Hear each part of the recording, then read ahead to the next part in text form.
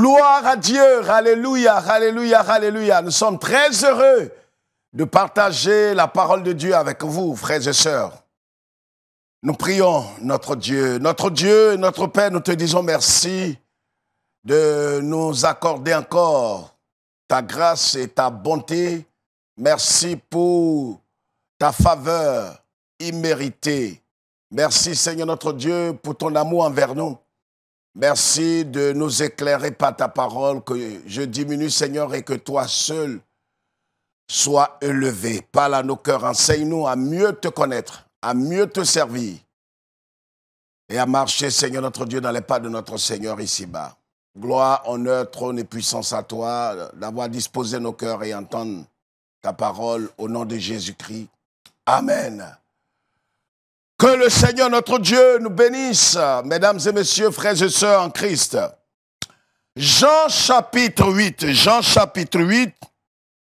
le verset 31 jusqu'au verset 36. Jean chapitre 8.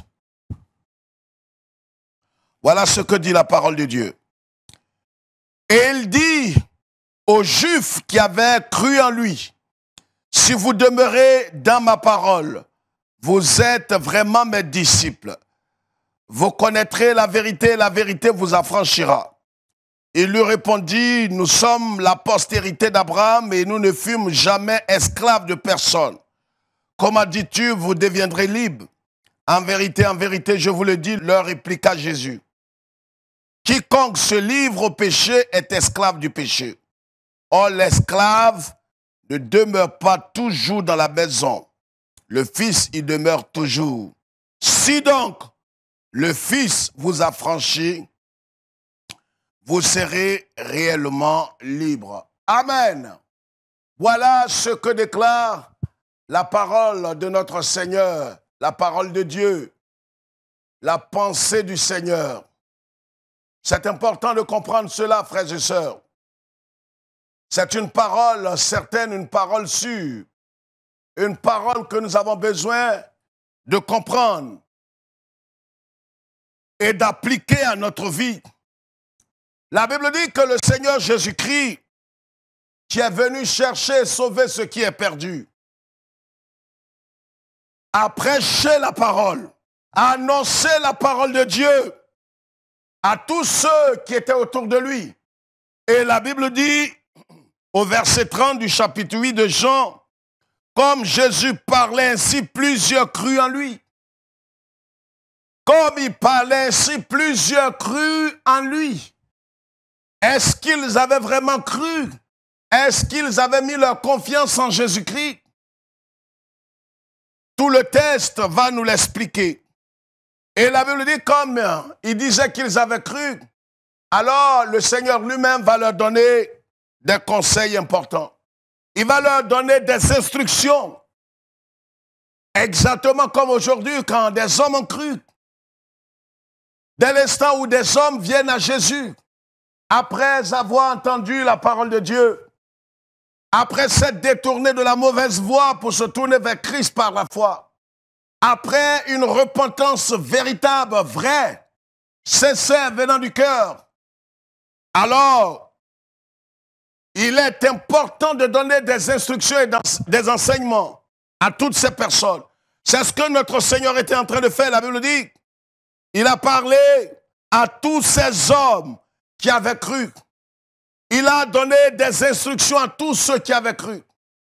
Et comme ces hommes disaient qu'ils avaient cru au Seigneur, le Seigneur disait, il parlait, il instruisait ces hommes et il leur disait, si vous demeurez dans ma parole, si vous demeurez véritablement dans ma parole, en d'autres termes, si vous permettez à ma parole de pénétrer votre cœur, d'avoir accès à votre cœur, de demeurer dans votre cœur, si vous mettez ma parole en pratique, en d'autres termes, si vous vous débarrassez du péché qui a dominé votre vie jusqu'à ce jour, dont vous êtes esclave, si vous vous séparez de toutes ces choses et que vous appliquez ma parole à votre vie, alors vous serez véritablement mes disciples. Voilà ce que le Seigneur était en train de dire. Malheureusement, tous ces Juifs n'avaient pas compris la pensée du Seigneur. Ils ont rétorqué à Christ en lui disant, nous n'avons jamais été esclaves de personne. Nous sommes de la postérité d'Abraham. Nous sommes de la descendante d'Abraham. Nous n'avons jamais été esclaves de personne. Donc tu ne peux pas nous parler de liberté parce que nous n'avons jamais été esclaves. Ils n'avaient pas compris la pensée du Seigneur.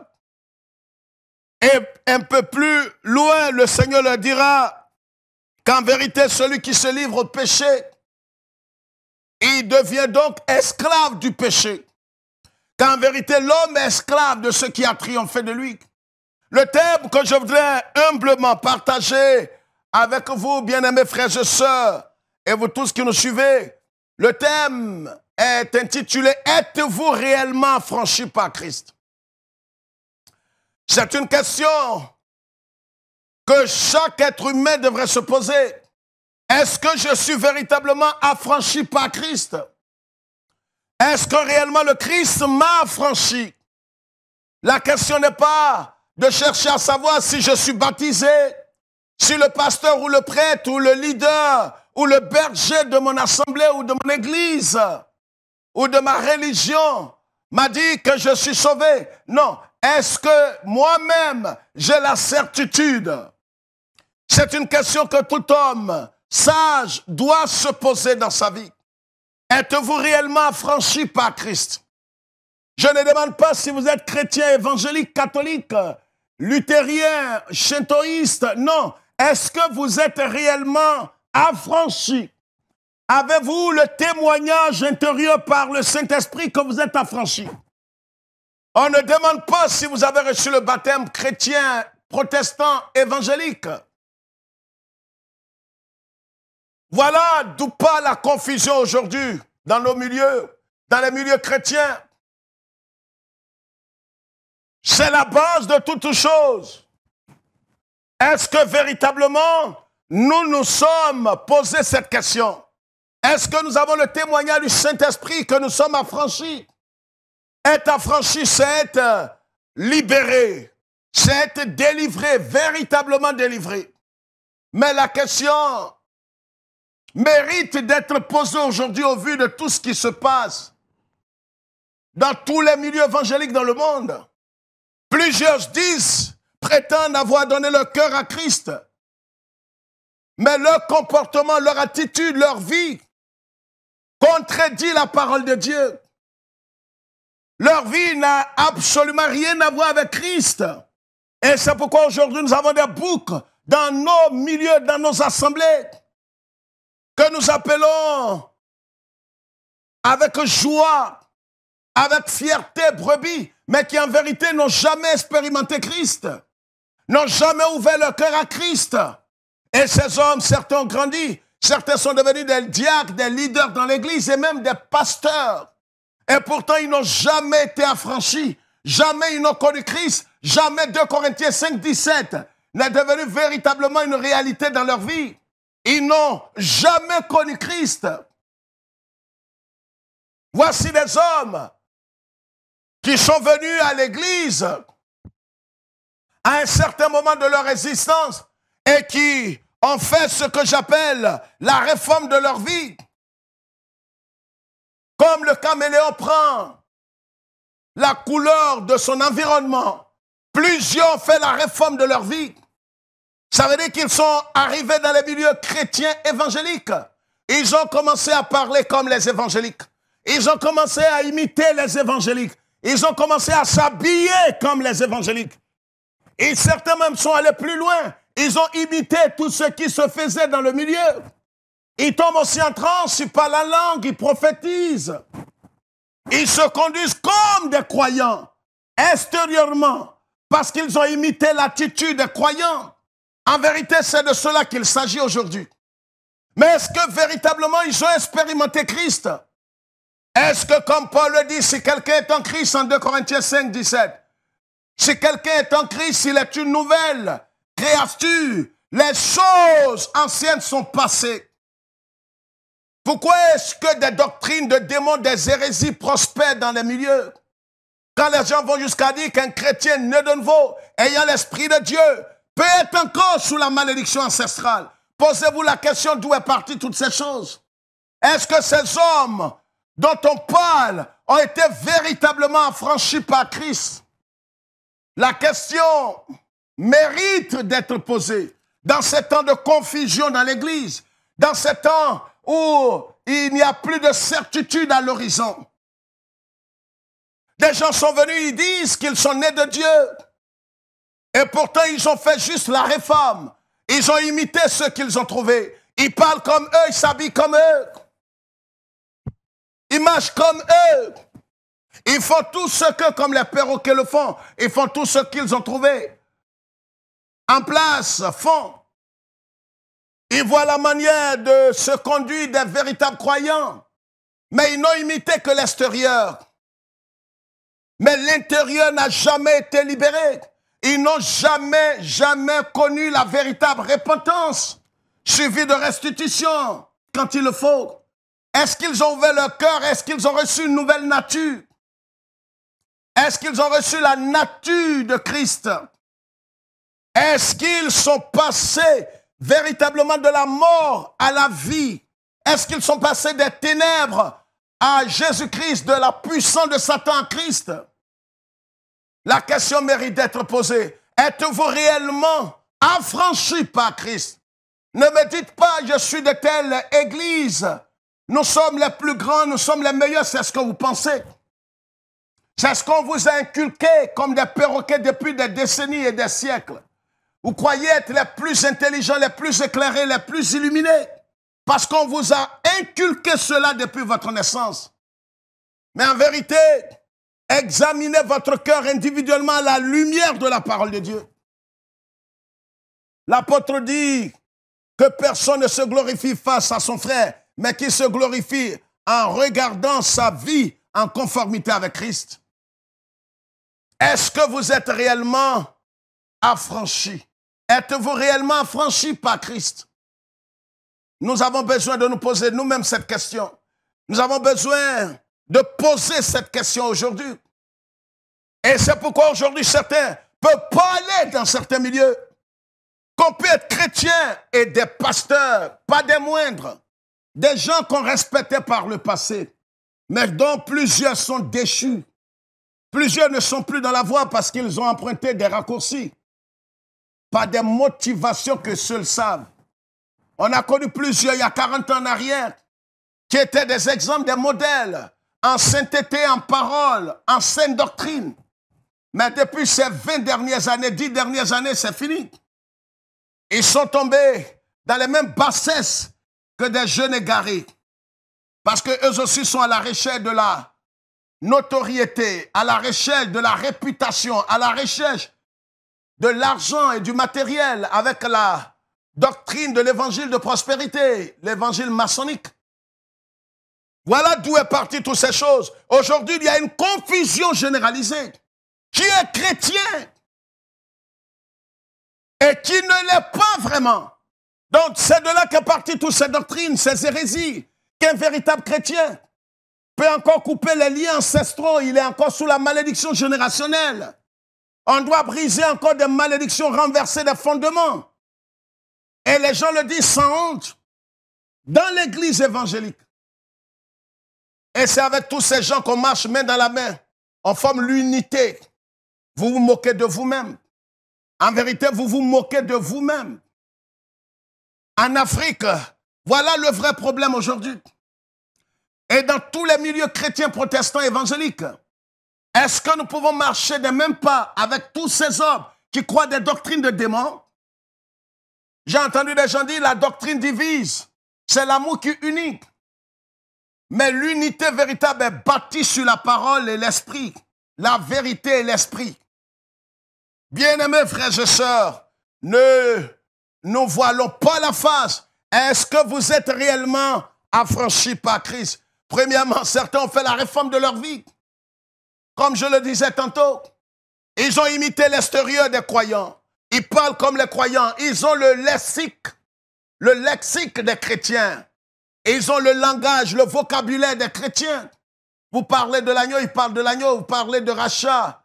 Vous parlez de ceci ou cela. Ils ont le langage. Donc, en vérité, ils se conduisent comme des croyants. Mais le problème est qu'ils sont exactement comme des tombeaux. L'extérieur est bien blanchi, mais l'intérieur est pourri. Il n'y a pas de vie à l'intérieur. Donc, ils ont imité, ils ont véritablement fait la réforme. Voilà ce que le Seigneur dit à ces hommes. En vérité, je vous le dis, si donc le Fils de Dieu vous a franchi, si le Fils vous a franchi, le Seigneur ajoute en disant vous serez réellement. Ça veut dire que si le Fils ne vous affranchit pas, peut-être que vous avez été affranchi par votre baptême, par votre église, par votre assemblée, par votre dénomination, mais vous ne serez pas libre. Vous avez été affranchi par un homme, un illuminé, un faux Christ, mais vous n'êtes pas libre. Vous pouvez tomber en transe, vous pouvez voir des lumières, vous pouvez voir toutes sortes de choses, mais vous n'êtes pas libre. Jésus dit, si ce n'est pas le Fils de Dieu qui vous affranchit. Et comment on peut être affranchi? C'est quand on vient à Christ, après avoir entendu l'évangile, le véritable évangile, pas le faux évangile, parce que le faux évangile ne vous conduira jamais au ciel. Le faux évangile ne vous conduira pas dans le salut vrai. Le faux évangile vous donnera un faux espoir, un faux salut, une fausse espérance. Mais vous entendez la parole de Dieu et le Saint-Esprit convainc votre cœur de péché, de jugement et de justice. Et vous saisissez cette parole bon. Et le Saint-Esprit vous convainc de l'intérieur. Il ne vous contraint pas, il ne vous oblige pas. Il y a le libre arbitre que Dieu nous a donné. Donc Dieu ne vous contraint pas. C'est pourquoi la doctrine de certains sont prédestinés à la mort éternelle et certains sont prédestinés à la vie éternelle ne vient pas de Dieu. Ce n'est pas une doctrine biblique. Personne n'est prédestiné à l'enfer. Personne n'est prédestiné à la vie éternelle. Dieu sait toutes choses d'avance et Dieu savait qui allait croire en son Fils sans manipulation aucune. Voici la vraie doctrine de la prédestination. Dieu ne manipule personne. Dieu ne contraint personne. Mais Dieu envoie sa parole. Et Dieu vous donne la capacité de croire, de recevoir Christ. Et dès l'instant où vous vous repentez, vous vous détournez de votre mauvaise voie, vous vous tournez vers Christ par la foi, alors le Seigneur, l'Éternel Dieu, implante en vous la vie éternelle, la vie Zoé. Donc, la repentance est votre responsabilité en coopérant avec le Saint-Esprit. Mais la nouvelle naissance vient uniquement de Dieu. Vous comprenez?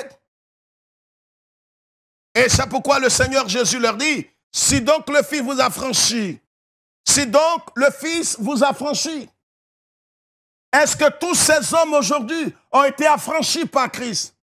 Ces hommes qui marchaient avec le Seigneur et qui à un certain moment se sont détournés. La plupart ne se sont jamais convertis. Ceux qui sont possédés par des démons, qui sont devenus des esclaves ou qui demeurent esclaves, parce qu'on peut avoir cru au Seigneur, avoir quitté le droit chemin, avoir rétrogradé et puis être sous le contrôle des démons, ça c'est possible. Mais celui qui est né de nouveau, en qui demeure le Saint-Esprit, comme Romains 8, 16 le dit, l'Esprit lui-même rend témoignage à mon esprit. Ce n'est pas un prêtre ou un pasteur ou un chef de dénomination, mais le Saint-Esprit rend témoignage à mon esprit que je suis affranchi, je suis né de Dieu. Plusieurs donc ont imité, ils ont fait la réforme, ils ont copié de façon servile l'attitude des croyants qu'ils ont trouvé en place. Mais eux-mêmes ne sont pas nés de nouveau. Ceux-là peuvent encore être sous la malédiction générationnelle. Parce qu'en vérité, voilà ce qui a été fait.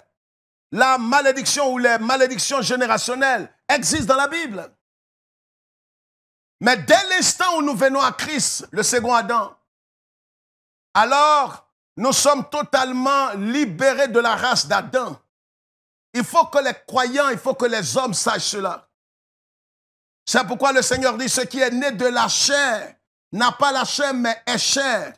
Ce qui est né de l'esprit n'a pas simplement l'esprit, mais est esprit. Alors, dès l'instant où je suis né de nouveau, alors je fais partie maintenant de la race de Christ. Je fais partie de Christ. Je suis né de nouveau. Je suis désormais en Christ. Donc il n'y a plus de condamnation, comme Paul le dit en Romains 8, 1 à 2. Plus de condamnation pour ceux qui sont en Christ. Plus de malédiction ancestrale. Plus de malédiction parentale. Plus de malédiction générationnelle. Ne croyez pas ces hérésies.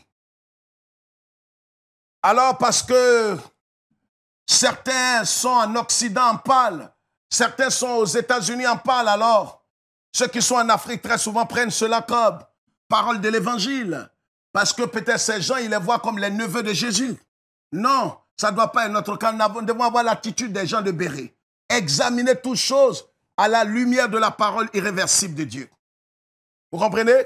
Est-ce que vous êtes réellement affranchis? Si vous êtes affranchis, si le Christ vous a franchi, si la puissance de Dieu vous a franchi, si le Seigneur Jésus-Christ vous l'avez reçu sincèrement, vous n'avez pas fait la réforme, vous n'avez pas imité les croyants, mais vous vous êtes repentis. Vous avez été convaincus de péché, de jugement, et vous vous êtes repentis, et vous avez reçu la vie éternelle. En ce moment précis, vous êtes affranchis. Jésus dit que celui qui a été assujetti par le péché est devenu esclave du péché. Donc si le Christ n'a pas véritablement, vous ne l'avez pas reçu dans votre cœur, vous n'êtes pas affranchi.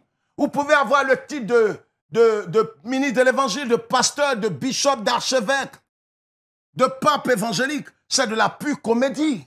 Est-ce que vous êtes affranchi? Êtes-vous réellement affranchi par Christ? La question reste posée. C'est pourquoi le Seigneur a dit à Nicodème, ne t'étonne pas. Parce que beaucoup s'étonnent. Quand on dit qu'ils ne sont pas nés de nouveau, ils sont étonnés. Il dit, mais il y a longtemps que je suis chrétien. On ne te demande pas ça fait combien d'années. On te demande, est-ce que tu es réellement affranchi? Est-ce que le Christ t'a réellement affranchi? Si le Christ ne t'a pas affranchi, tu peux parler des langues, tu peux imiter des prophéties, tu peux courir partout, tu peux avoir la plus grosse dénomination, mais tu es un plaisantin. Tu n'as pas la vie éternelle. Tu deviens l'objet, le jouet des démons et des sorciers. Voilà encore une autre doctrine, que les sorciers peuvent tuer les chrétiens nés de nouveau. Quel mensonge et quel blasphème. Ça veut dire qu'on peut être en Christ, né de nouveau, ayant l'esprit de Christ, mais les sorciers nous tuent. D'où tirez-vous cette doctrine de démons et de l'enfer? Vous blasphémez, vous sous-estimez le sang de Christ. La Bible dit, si quelqu'un est en Christ, il est une nouvelle création. Et en Ésaïe, la Bible dit que, Ésaïe 54, toute âme forgée contre les fils de Dieu. Ça, c'est encore dans l'ancienne alliance. Toute âme forgée contre les fils de Dieu est sans effet. Bien-aimés frères et sœurs, c'est une parole d'encouragement. Êtes-vous réellement affranchis par Christ? Posez-vous la question, est-ce que vous êtes né de nouveau? Oh, vous direz, pasteur, je soutiens la télé, je soutiens l'église. C'est bien, mais posez-vous la question, est-ce que réellement vous êtes affranchis par Christ? Est-ce que vous êtes né de Dieu? L'église vous connaît, mais est-ce que le Seigneur vous connaît? C'est mieux que le Seigneur vous connaisse que l'église vous ignore. C'est mieux d'être connu par le Seigneur que d'être connu par tout le monde. Examinons notre cœur, examinez votre vie. Êtes-vous réellement affranchis par Christ? Ce sont ceux-là qui viennent aujourd'hui et l'église est dans la confusion. On dit, mais il est converti, mais les sorciers l'ont tué. Il est converti, mais il est encore possédé des démons. Il est converti, mais il est encore malmené par les œuvres des ténèbres. Il a été envoûté. D'où vous tirez toutes ces choses? Expliquez-nous véritablement, les docteurs, les nouveaux docteurs de la théologie nouvelle. D'où vous tirez toutes ces choses? Que Dieu nous aide, frères et sœurs.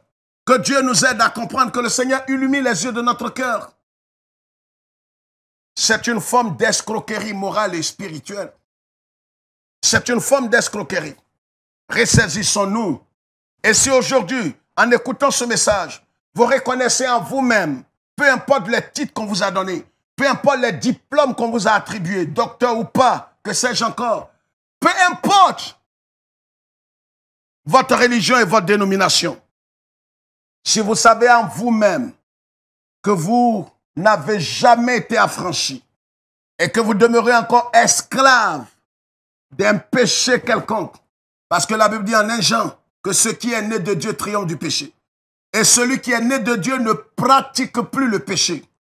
Celui qui est né de Dieu peut tomber dans le péché. Il peut arriver qu'il tombe dans le péché, mais celui qui est né de Dieu, il ne pratique plus parce que pratiquer te rend esclave. Or, il n'y a pas d'esclave parmi nous. Que Dieu nous aide à comprendre la pensée du Seigneur. Ne vous laissez pas berner par vos théologiens ou bien par votre statut et règlement intérieur, mais examinez tout à la lumière, pas des paroles d'un prophète, mais de la parole irréversible de Dieu. Ce qui fait autorité en matière de foi n'est pas votre église, n'est pas votre guide spirituel, peu importe le nombre d'années qu'il a. Ce qui fait autorité en matière de foi, une seule chose, la parole de Dieu. Examinez tout à la lumière de la parole et non pas un prophète américain, un prophète africain, un prophète européen m'a dit. Non, ils ne sont pas des neveux, des conseillers de Dieu. Que Dieu nous aide, que Dieu nous illumine à comprendre sa pensée. Demeurez bénis et répondez à cette question, êtes-vous réellement affranchis par Christ? Car en vérité, c'est ceux qui sont affranchis, qui sont parfaitement libres. Si vous voyez des gens esclaves qui continuent de couper les cordons ombilicaux de leur grand-mère, père, posez-vous la question s'ils sont réellement convertis ou bien ils ont fait la réforme de leur vie. Il n'y a pas de maudit en Jésus-Christ. Que Dieu vous bénisse et que le Seigneur vous garde. Garde-nous dans le creux de tes mains et bénis-nous. Et souviens-toi d'Israël. Au nom de Jésus. Amen. Shalom.